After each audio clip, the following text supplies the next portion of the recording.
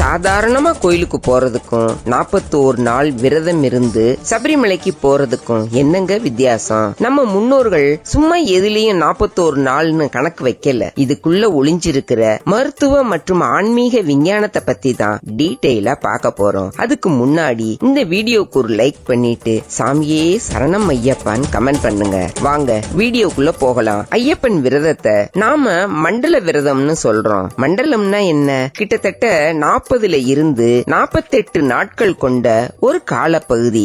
நம்ம உடல்ல எந்த ஒரு பெரிய மாற்றமும் நடக்கணும்னா அல்லது ஒரு புதிய பழக்கம் உடல்ல பதியணும்னா அதுக்கு ஒரு 40ல இருந்து 48 நாட்கள் தேவைன்னு ஆயுர்வேதமும் யோக விஞ்ஞானமும் சொல்லுது. நம்ம உடல்ல இருக்க செல்ஸ் தொடர்ந்து புதுப்பிக்கப்பட்டுக்கிட்டே இருக்கும். ஆனா ஒரு பழக்கத்தை, அதாவது உணவு முறை, மனக்கட்டுப்பாடு, ஒழுக்கம்னு எதையா இருந்தாலும் ஆழமா நம்ம உடலுக்கும் மனசுக்கும் கொண்டு போக கிட்டத்தட்ட ஒரு மண்டல காலம் தேவை. இந்த 41 நாள்ல நீங்க கடைபிடிக்கிற கட்டுப்பாடுகள் உங்க மனசுல ஒரு ஆழமான நல்ல பழக்கமா பதிஞ்சு விரதம் முடிஞ்ச பிறகும் தொடர ஒரு வாய்ப்பை உருவாக்குது. இது வெறும் சடங்கு இல்ல, இது ஒரு ஹெல்த் ப்ரோக்ராம். இந்த 41 நாள் விரதத்தின் போது நாம ஃபாலோ பண்ற கட்டுப்பாடுகள் நம்ம உடம்ப மண்டல யாத்திரைக்கு தயார்படுத்துது. மலை ஏறுறது சாதாரணம் இல்ல, கடுமையான உடல் உழைப்பும் சுவாச கட்டுப்பாடும் வேணும். விரத காலத்துல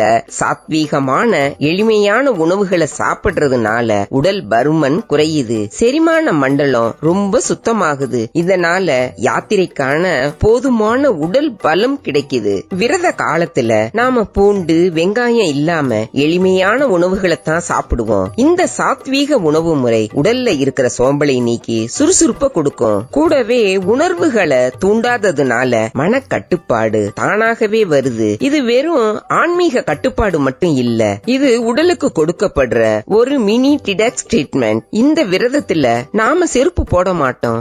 ஏன்? சயின்டிபிக்கா சொல்லணும்னா நம்ம பாதங்கள்ல தான் நம்ம உடம்புல இருக்கிற அத்தனை நரம்பு புள்ளிகளும், அதாவது அக்குப்ரெஷர் பாயிண்ட்ஸ் இருக்கு. தரையில வெறும் காலால நடக்கிறப்போ இந்த புள்ளிகள் தூண்டப்படுது. இதனால ரத்த ஓட்டம் சீராகி உடலுக்கு ஒரு புத்துணர்ச்சி கிடைக்குது. முக்கியமா நாம செருப்பு போடாதப்போ பூமியில இருக்கிற எர்த் எனர்ஜி நேரடியா நம்ம உடலுக்கு கடத்தப்படுது. இதத்தான் எர்த்திங் அல்லது கிரவுண்டிங்னு மாடர்ன் சயின்ஸ் சொல்லுது. காலையில சீக்கிரமா எழுந்து குளிர்ந்த நீர்ல குளிக்கிறது இந்த விரதத்தின் ஒரு முக்கியமான அங்கம். கோல்ட் ஷவர் எடுக்கிறதால நம்ம உடம்புல ஒயிட் பிளட் செல்ஸ் உற்பத்தி அதிகமாகும்னு அறிவியல் சொல்லுது. இது நம்ம நோய் எதிர்ப்பு சக்தியை கூட்டும். மேலும் உடம்புக்கு ஒரு அதிர்ச்சியை கொடுக்கிறப்போ அது ரத்த ஓட்டத்தை தீவிரப்படுத்தி உடலுக்கு ஒரு புத்துணர்ச்சியை கொடுக்குது.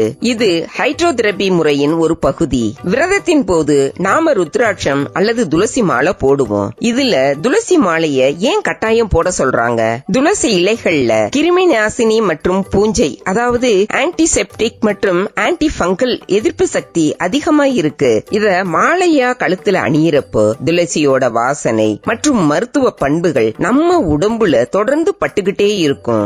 இது உடலை சுத்தி நடமாடுற கிருமிகள்ல இருந்து ஒரு பாதுகாப்பை தரும். துளசி மாலைய போடும்போது உடல் மற்றும் மனதின் வெப்ப சமநிலை சீராக பராமரிக்கப்படுது. விரத காலத்துல சில சமயம் அதிகப்படியான வெப்பம் ஏற்படலாம். அதை சமன் செய்ய துளசி உதவுது. கழுத்து பகுதியில இருக்கிற முக்கியமான நரம்பு புள்ளிகளை துளசி மாலை தொடும்போது அந்த புள்ளிகள் தூண்டப்படுது. இது மன அமைதிக்கும் நல்ல எண்ணங்கள் உண்டாகிறதுக்கும் உதவுது. ஒரு வகையில இது நம்ம சுவாசத்தையும் இதய துடிப்பையும் சீராக்க உதவும். ஒரு சின்ன பயோ ஃபீட்பேக் சாதனம் போல வேலை செய்யுது.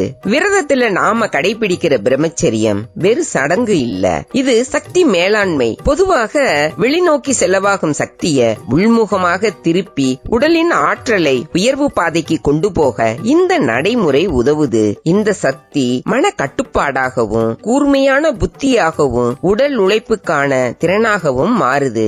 யோக விஞ்ஞானத்துல இதத்தான் ஊர்த்துவ ரேதஸ் அப்படின்னு சொல்லுவாங்க.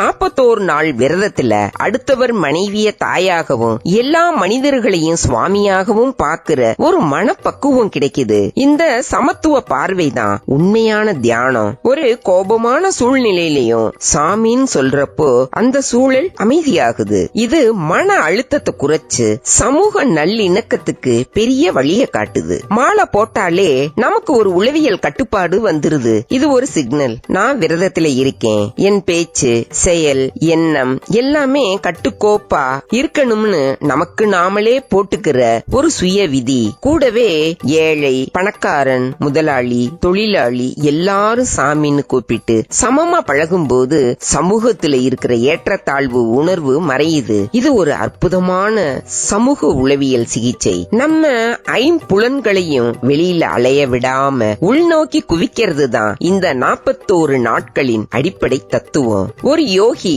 வருஷ கணக்குல செய்யற இந்த பயிற்சிய நாம இந்த 41 நாட்கள்ல முயற்சி செய்யறோம். இது முடிக்கும் போது ஒரு ஆழமான மன அமைதி நமக்கு கிடைக்குது. ஐயப்பனுக்கு எடுத்துட்டு போற இருமுடி கட்டு சாதாரண இல்ல.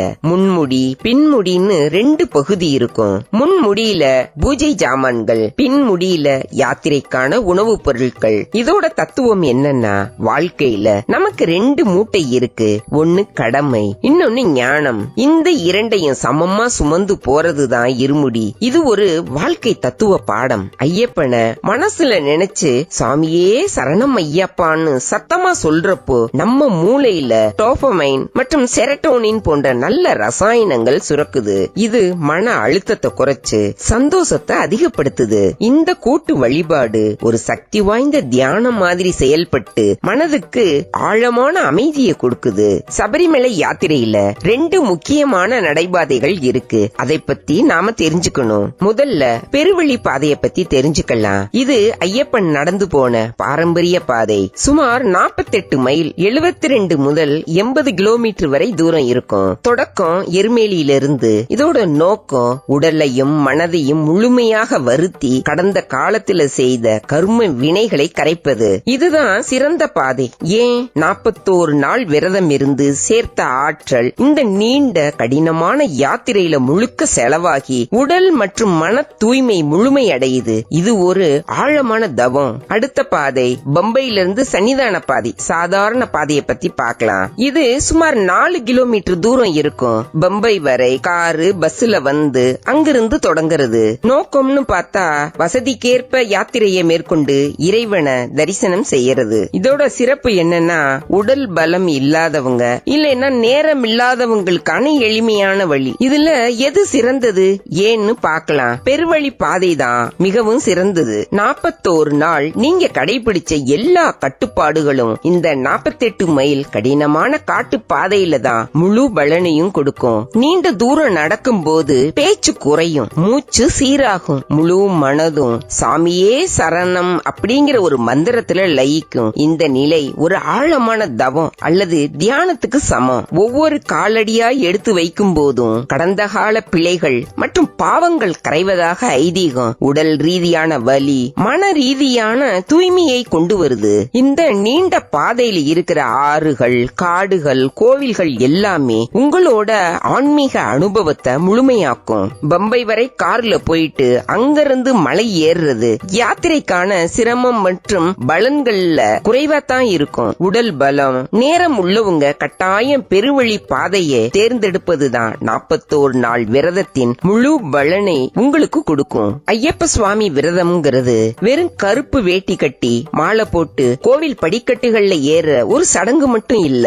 இது நம்ம உடல், மனம் மற்றும் ஆன்மாவை 41 நாட்கள் முழுமையா புதுப்பிச்சு நாம ஒரு நல்ல மனிதனா மாற ஒரு வாய்ப்பை கொடுக்கிற ஒரு முழுமையான அறிவியல் திட்டம். 41 நாள் விரதம், துளசி மாலையோட மருத்துவ பலன், 48 மைல் பெருவழி பாதையோட ஆழமான தியான நிலை, இது எல்லாமே நம்ம முன்னோர்கள் நமக்காக வகுத்து வச்ச அறிவியலோடு கலந்த வாழ்க்கை முறை. இந்த தகவல்கள் உங்களுக்கு பயனுள்ளதாக இருக்கும்னு நம்புறேன். சாமியே சரணமையப்பா. உங்களுக்கு இந்த பதிவு பிடிச்சிருந்தா லைக் பண்ணுங்க, உங்க நண்பர்களுக்கு ஷேர் பண்ணுங்க. நம்ம சேனலை சப்ஸ்கிரைப் பண்ணிட்டு பக்கத்தில் இருக்க பெல் பட்டனையும் கிளிக் பண்ணிக்கோங்க. நன்றி.